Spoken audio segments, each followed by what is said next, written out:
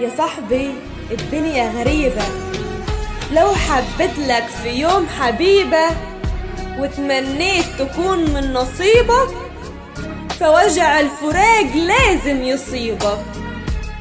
مفيش قصة حلوة على خير بتكمل، ولو كملت فخد عندك بقى واستحمل.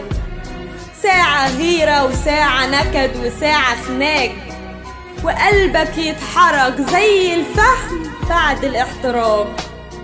فالدنيا عمرها ما كانت مريحة وسهلة، واللي عايزة تنبسط دايما فدي جهلة.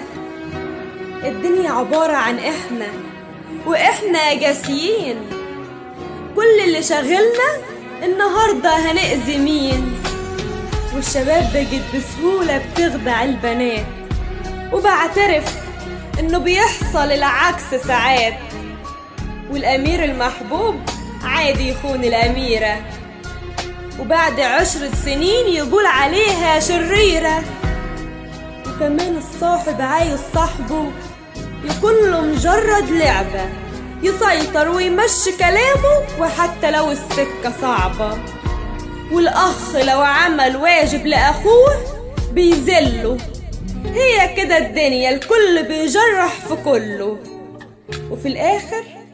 وفي الآخر نجيب اللوم على الكون الجميل.